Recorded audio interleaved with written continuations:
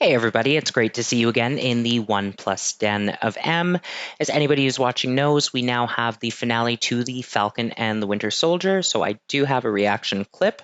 But first, I do want to send a huge shout out to my friends over at the Non-Toxic Marvel Fans page on Facebook. I've got the link in the description down below. It's a really amazing group of some super talented artists, cosplayers, and just in general, some really great people with a connection to the Marvel Universe, or a personal connection rather.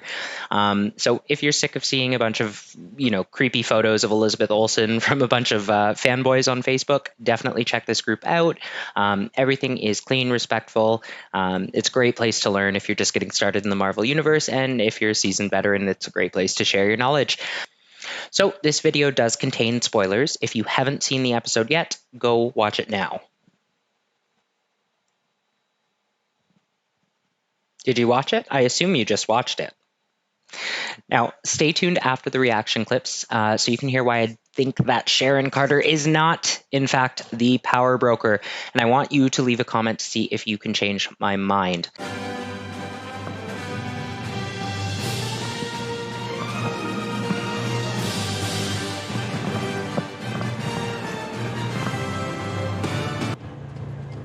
Who the fuck are you? It's me. Oh. Whoa! Oh no!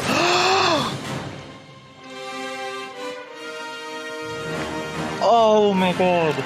Sorry, wait. Who are you? Captain America. Yes, you are. Was on the moon. I'm glad you took my call. I know there's a lot of hate for her, but she's fearless. She's pretty badass, and I love Erin Kellerman. I didn't even think of that. Au revoir. God, that is so cool. About 8 to 10 minutes out. Of course, one of the hostages can fly a helicopter. I wonder if Shuri is the one who made him the suit. What's the plan here, John? 3, 2.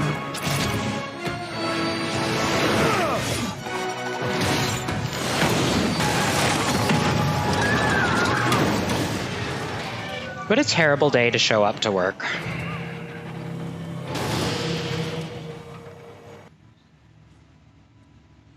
You know, when you came to Madripoor, you reminded me of a young me. I took you in, gave you an opportunity. I'm not buying it. Blackmail. Well, fuck.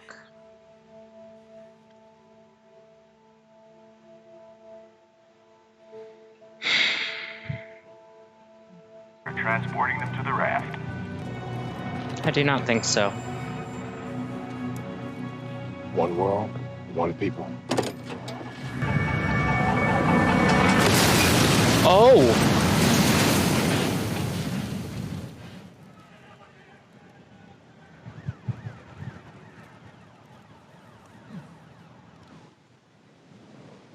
Yeah, well, things are about to get weird. So when they do, we're not gonna need a Captain America. I, need to get a new filter for my air purifier in here.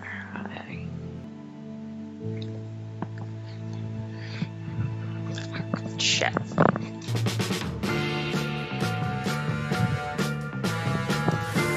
Oh, okay.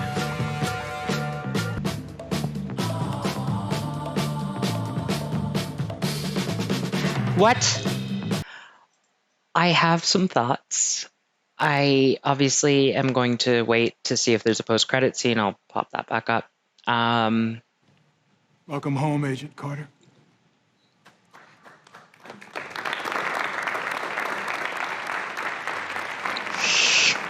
Liar. Okay, so that's the first one. That's it? What the fuck? Now, a lot of theories have been going around since the confirmation of Captain America 4, and I do want to say that I am super happy that Disney is going this route with the character, creating a fourth film of the Captain America story rather than starting a new trilogy of Sam Wilson's Captain America.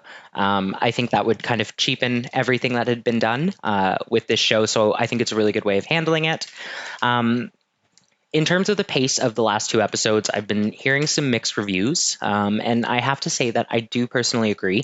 Although I think that the ending was super, super necessary, it felt a bit drawn out. And for me personally, the climaxes of the show weren't really the final episode or the final battle. It was kind of the shipping container fight scene, the confrontation with Io and her gang, Lamar's death, and then ultimately John Walker accepting the role of the U.S. agent for Hydra. Now, I do say Hydra because, as we know, Countess Val is now involved, and she is Madam Hydra. Her and Nick Fury used to. Anyways, so this was supposed to be released before WandaVision, and although I wasn't doing videos at the time, I had suspected during WandaVision that Hayward's involvement in dismantling Vision had a connection to Hydra in some capacity, in combination with the commercials that were being released. So I guess Hydra's back. I do have a theory about the power broker, and I want to know what everybody thinks, because I'm not convinced that Sharon Carter is the power broker. And if Sharon Carter is the power broker, then that Sharon Carter is absolutely not Sharon Carter. So I've got several theories that support this. In the comic books, the power broker is actually 2 characters. The first one introduced in the 70s, I believe, and the second one introduced in 2008. So for the purpose of keeping things simple, I'm going to call them Power Broker 1, referring to the one from the 70s, and Power Broker 2, the newer 2008 version. So Power Broker 1 was a recipient of a bad batch of super soldier serum. So his physical attributes changed so quickly and drastically that he actually requires an exoskeleton in order to live and move, kind of like the Silver Samurai in the Wolverine film. So he actually has a pretty strong connection to Lamar and John specifically, as he's the one who actually gave them their powers. Now, in the comic book, Lamar Hoskins is known as Battlestar and has had the super soldier serum along with John Walker. Now, the power broker's known for doing just that. He brokers power, but Sharon had 0 on-screen contact with any super soldier serum. And we never saw the weapons that Batroc had actually change hands from Sharon and be passed to Batroc, and then by extension, I guess, the Flag Smashers. Now, Power Broker 2 also uses an exoskeleton, but a lot less is known about that character. He wasn't introduced until 2008, and he's got a really strong ties to Cassian Scott Lang, who we know we're going to be seeing in Ant-Man 3 Quantumania, and that's currently filming with Catherine Newton and John Masters of Lovecraft Country joining the cast. So we'll also likely see Cassie Lang in the Young Avengers, possibly as a villain, depending on how the Power Broker sticks around, given that he's not really a Thanos-level villain. Now, you can call me Reed Richards because this boy can reach. But one of my weaker arguments is that in 2021, I don't think Disney is going to intentionally misgender anybody. And Baron Zemo specifically refers to the power broker as a he, while the other characters in the show appear to be using gender-neutral pronouns. Now, this could be an attempt to tackle the issue of sexism, inequality, or assuming that power belongs to men, but with no guarantee of a second season for this show, I don't know if that's something that Disney was exploring. I don't know if it's that deep. And like I said, the Power Broker is not a Thanos-level villain, so I don't know that we'll be seeing the Power Broker through the whole phase versus as, kind of leading up to something smaller. So we know that Zemo only knew the Power Broker by reputation. However, as we know, Zemo is a criminal mastermind. And if you've seen Daniel Bruhl in The Alienist, although the 2 series aren't related, it really gives you an idea of the thought process that goes into psychoanalyzing somebody. So I think that Zemo absolutely knows the identity of the actual Power Broker. And if he didn't, I think that he would have found out or at least suspected Sharon at some point, even if they did need her help. We also see that he has incredible reach by the end of the episode, as his butler eliminated 4 super soldiers while he was in the raft. And prior to the last episode, he wasn't being held in the raft when Bucky broke him out. He was just in, I think, the Berlin Correctional Facility, so it would have been much less security than he had once Io and her crew took him to the raft. So it wouldn't have been very difficult for him to find out who they were, even from the correctional facility. Now, my next point has to do with Sharon Carter herself. I can't think of the film that I'm thinking of. Bear with me for a second. It's either Galaxy Quest, Men in Black, or Practical Magic. But anyways, somebody's like possessing or inhabiting somebody else's body, and they have very stiff movements to them. Now, in the post-credit scene, that's what I thought of, and I'm so sorry to Emily Van Camp if it wasn't intentional, but she seemed very stiff in that post-credit scene, like something was odd. And by the end of the series, this Sharon Carter that we're seeing is very clearly not the Sharon Carter that we were introduced to in Captain America: Civil War. Now, she makes mention of new toys and gadgets for everyone, so I'm sticking to my guns on the teleportation device for either Bucky or Kate Bishop sooner or later. But she also actually never says, I am the power broker. And she doesn't have to, but there's a specific line between Carly and Sharon that caught my attention, where Carly says, what power does the power broker really have? And Sharon hesitates and then replies with, more than you. And as far as we know, Sharon Carter doesn't have any enhanced abilities. And although there are other meanings to the word power, she almost seemed like she was remembering or contemplating something when she says it, as if the power broker has some control over her personally, or might be like blackmailing her in some capacity. Now, another thing that I noticed is when Dr. Nagel, just before Dr. Nagel is killed by Zemo, he mentions that his version of the serum was going to be different. And he says, no clunky machines, no jacked up bodies. His would be subtle, optimized, and perfect. Now, although you'd suspect he's talking about Iron Man, War Machine, Abomination, and the Hulk, who has clunky machinery? Iron Man and War Machine, but they don't have super soldier serum. So I'm thinking that the actual power broker might be somebody who suffered a negative physical reaction from the serum, in comparison to Nagel's formula, which left the Flag Smashers pretty much visibly unaltered, like you couldn't tell that they had taken the serum. Obviously, Sharon appears to be in tip-top shape with no visible exoskeleton.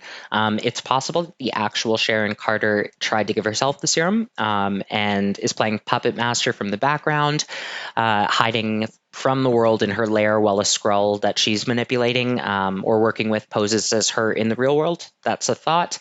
Now, why do I think a Skrull, other than the obvious secret invasion that's upcoming? The shape-shifting thing, obviously. There was a detail that I picked up the second time I watched the finale. So in one of the final scenes, Sharon gets shot. We do not see the color of her blood or the actual wound in detail. It's a quick flash, but it doesn't. I couldn't catch it. If you did, let me know. But she's also insistent that she's fine and doesn't require medical attention. Now, we don't know how long after the film the post-credit scene is, but she seems to be in pretty good health with that. I'm pretty sure Skrulls have blue blood, so us not seeing her actually bleeding makes me believe that it's a Skrull impersonator. Now, we also saw all of 3 minutes of Countess Val being played by Julia Louis-Dreyfus. Rumor has it she was supposed to originally appear in the Black Widow film that takes place between Civil War and Infinity War. It's a little strange and not the typical character introduction we get for a villain, or like there wasn't really much allusion to her, or like post-credit scenes, that sort of thing. But I don't think it's going to work in her favor specifically, that we haven't seen Black Widow yet. Whereas the Power Broker, I feel like this gains some additional mystery for them by not being referenced in the previous films or TV shows. Or was he? Now, there's a really small blink and you miss it detail about the recently released Black Widow trailer. And conveniently, that Black Widow trailer was released on April 3rd, which is the day after the Power Broker was first mentioned in the MCU, with Episode 3 being released on April 2nd. Now, this is who I'm talking about. This guy here with Taskmaster. I think that the timing is just very strange. We also see here that he has, some kind of facility that's granting him quite a bit of access and I guess surveillance. Now, for starters, he's a new character. He seems to be influencing the Taskmaster. We know that the Taskmaster is equipped with all sorts of gadgets and tech, and even if he hasn't mentioned as the power broker in the Black Widow film, we can assume that he is pulling some of the strings in tandem with Countess Val. Now, it's also possible that he could be the same Skrull who is currently impersonating Sharon Carter. Now, I could be totally wrong, but I'm not buying this Sharon Carter thing. I wasn't buying it when I watched the episode the first time, but I do want to know what you think, so drop me a comment in the comment section below, see if you can change my mind, and let me know what you think.